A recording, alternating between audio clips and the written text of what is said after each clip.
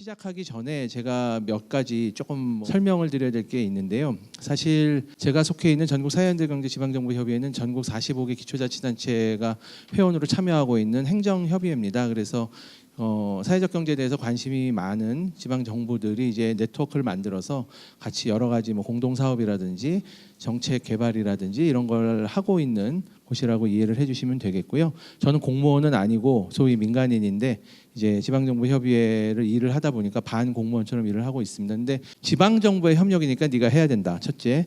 그리고 이제 두 번째는 어쨌든 서울에서 사회적 경제가 어떻게 돌아가는지 이제 현장에서 조금 보지 않았느냐. 그러니까 그런 얘기들을 그냥 편하게 얘기를 해주면 좋겠다. 이런 식으로 말씀을 하셔서 제가 여러 차례 고사를 했음에도 불구하고 이 자리에 섰습니다. 그래서 다행스럽게 제가 이제 같이 일하는 해오던 분들 중에 한 분이 남북 협력에 대해서 좀 오래 일을 하신 분이 계셔서 그분과 함께 이제 작업을 해서 이제 공저로 올렸습니다. 그런 맥락에서 이제 이 작업이 시작됐다는 점을 말씀을 드리고요. 사실 이제 제 발표의 토론의 이제 핵심 내용은 그겁니다. 그러니까 사회적 경제가 굉장히 남북 협력에 있어서 중요한 어떤 패러다임으로 등장하고 있다는 점은 저도 많이 느끼고 관련되는 모임이나 토론이 많다는 걸 요새 느끼고 있습니다. 그리고 저도 많이 배우고 있고요. 그런데 이제 사회적 경제가 왜 주목받는지 여러 가지 이유가 있겠지만 특별히 이 남북 관계에 있어서 그 경제적 접근을 바탕으로 하기보다는 어떤 시민들이 자주적으로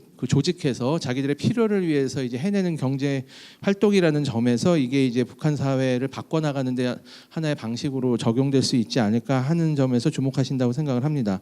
그러다 보니까 이제 사회적 경제를 약간 기술적인 접근을 해서 이런 사업을 할 때 우리가 대북 인도 지원 사업이 조금 어려우니까 그거를 이제 한 단계 업그레이드 시키기 위해서 사회적 경제 방식을 적용하자는 좀 기술적인 접근보다는 한 단계 더 나아가서 원론적으로 사회적 경제가 가진 원리들을 북한에 실천하는 것이 북한 사회의 이제 근본적인 또는 바람직한 변화를 이끌어내는데 기여할 수 있겠다는 그런 생각을 좀 해보는 게 필요하지 않겠느냐라는 생각을 하고 있고 그게 이제 제가 말씀드릴 내용의 사실 핵심입니다. 그래서 그런 고민을 이제 같이 해보고 새로운 모델들을 좀 함께 그냥 상상해보자는 차원의 아이디어 제안 정도로 제 토론을 이해해 주시면 되겠습니다. 그걸 하려면 근데 어쨌든 이제 저희 상황을 좀 이해를 해야 될 것 같아서 크게 세 가지를 살펴봤습니다. 첫째는 이제 서울을 어쨌든 서울 평양이라고 특정해서 아마 서울시가 후원을 해서 그런 것 같은데 서울의 이제 상황을 조금 말씀을 드려야 될 것 같아서 정리를 해봤고요.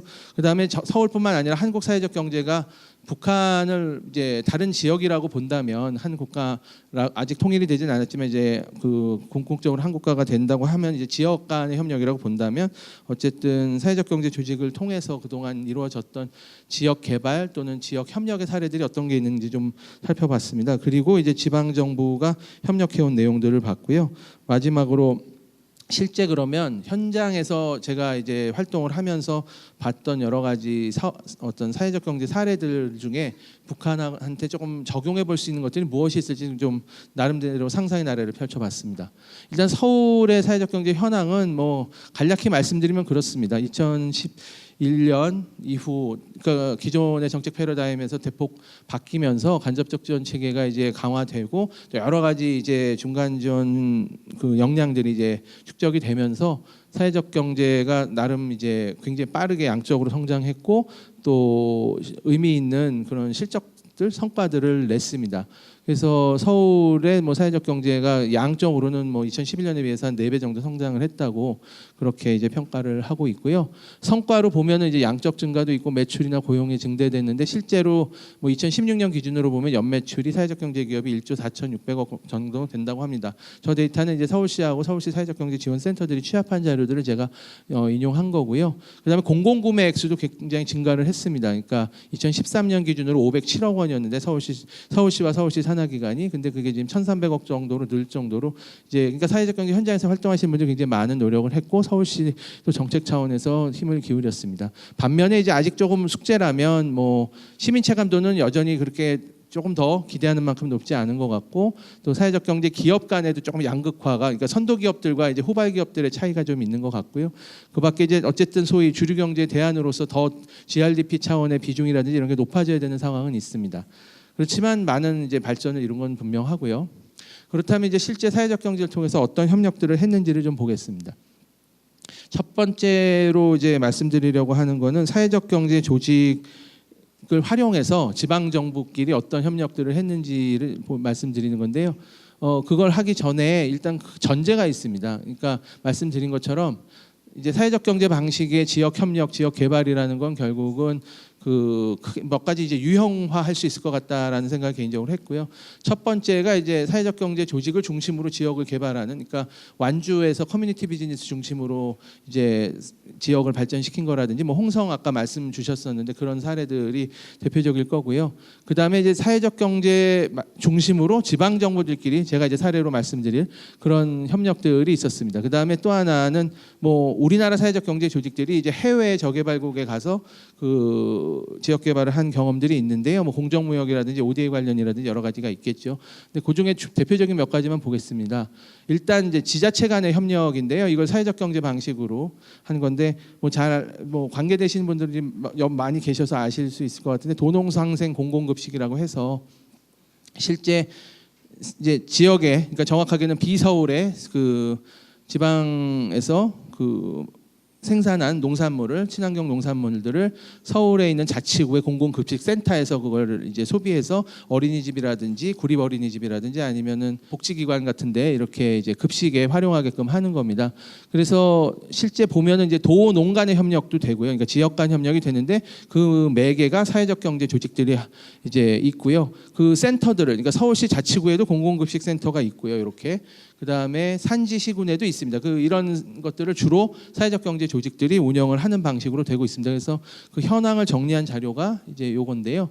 현재 15개 자치구에서 지금 하고 있는데 2017년에 협약을 처음 맺어서 이제 강동구로부터 시작이 돼서 지금 며칠 전에 영등포구에서 이제 개소를 해가지고 배송을 시작해서 이렇게 하고 있습니다. 근데 보시듯이 여기 이제 많은 사회적 경제 조직들이 위탁을 받아서 이런 사회적 기업도 있고 협동조합들도 있고 생협도 있는데요. 그리고 지역에 있는 산지 센터들도 역시 이제 같이 협력을 해서 지자체와, 그러니까 그러니까 지자체 간에, 그다음에 지자체와 사회적 경제 조직 간의 협력들을 만드는 구조를 서울시에서 주도해서 만들어내서 지금 하고 있습니다.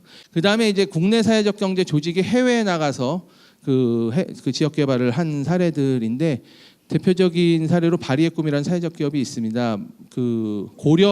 연해주에 있는 고려인들을 지원하기 위해서 만든 사회적 기업이고요.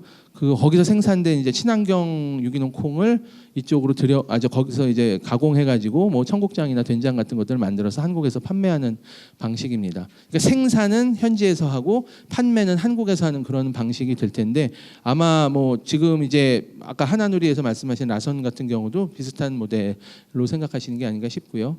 그다음에 이제 이 고려인은 아니지만, 그러니까 한국인 후손들은 아니지만 이제 해외 저개발국을 지원하기 위한 여러 가지 공정무역 기업들의 노력들이 이제 대표적인 것 중에 하나가 페어트레이드 코리아고, 저개발국 여성들의 그러니까 경제적 자립을 위해서 생산 활동을 조직을 해서 거기서 생산된 제품을 이제 국내에 들여와서 판매를 합니다. 그리고 그런 방식의 이제 접근들이 가능할 것 같고요. 그럼 이제 지방 정부가 그동안 어떤 식으로 협력을 했는지를 보겠습니다. 사실 뭐 95년에 처음으로 이제 북한이 이제 인도적인 지원을 요청을 하면서 그런 이제 협력의 어떤 씨앗이 시작이 됐고, 98년에 민선이기 지방 정부가 들어서고 나서 본격적으로 이제 이런 지방 정부 간의 협력을 얘기를 할 수가 있게 됐습니다. 근데 첫 시도는 99년에 제주도에서 감귤을 보낸 것인데요. 이게 이제 그 이후에도 가장 오래 지속된 지방 정부가 남북 협력에 참여한 그런 사례라고 합니다.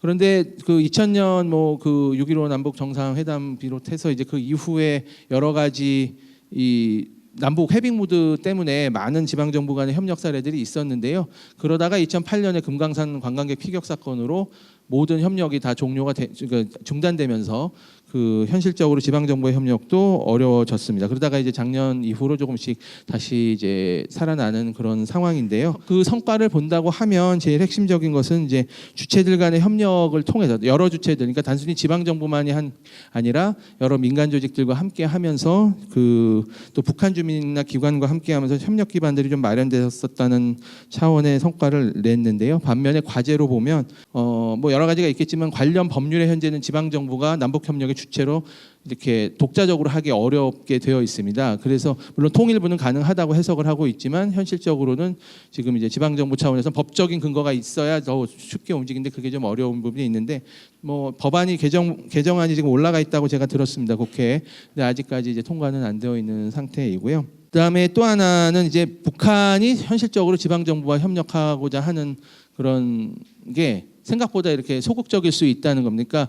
보통 이제 북한이 보여주고 싶은 곳은 사실 평양이고 뭐 지방 정부의 여러 상황들을 그렇게 노출시키고 싶어하지 않는 상황들 그런 것이 있는데 이제 그 부분에 대해서 지방 정부가 이제 우리 쪽 지방 정부는 평양하고만 협력할 수 없기 때문에 그런 부분에 있어서 이제 조금 어려운 점들이 있다고 볼 수 있겠습니다.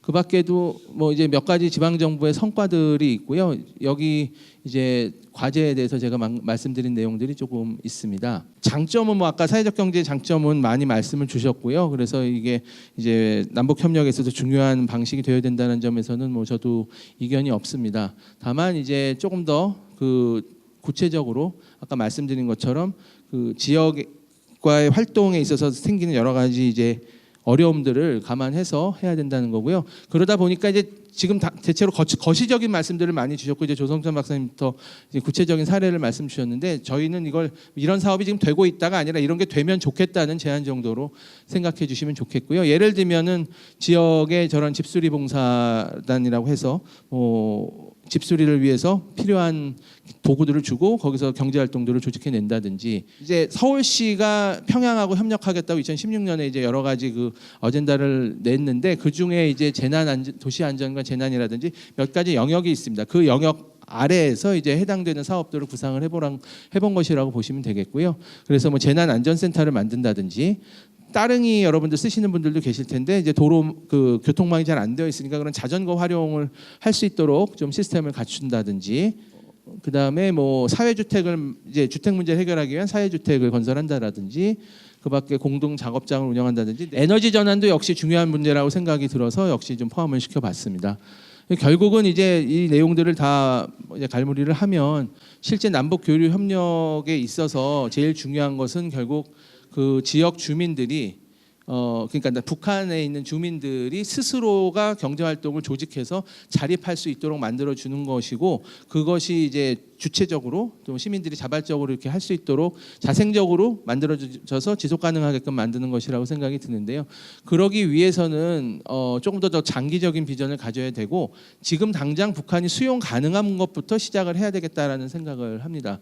그리고 저희가 아까 뭐 앞에서 발제해 주신 교수님들께서 다 말씀을 해주신 거지만 우리식의 방식을 그쪽이 이식하는 것이 아니라 그쪽이 지금 수용 가능한 방식에 적절하게 이제 가는 것이 더 맞지 않느냐라는 생각을 했고요.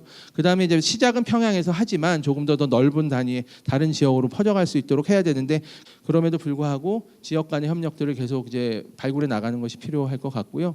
그리고 사실은 사회적 경제를 통해서 어떤 남북 협력, 도시 협력을 추진한다는 것은 경제적 성과를 내기 위고 또 뭐 지역을 변화시키고 뭐 이런 것들도 의미가 있지만 그 과정에서 남북이 만나면서 서로 이렇게 소통하는 것도 되게 중요하다고 생각을 합니다. 그래서 남북 교류 협력에 있어서 서로를 이해하는 것이 중요하다고 본다면 그걸 위해서 도시 간 협력을 사회적 경제 방식으로 하는 것은 꽤 큰 의미가 있을 수 있겠다는 점을 말씀드리면서 제 발표 마치도록 하겠습니다. 경청해 주셔서 감사합니다.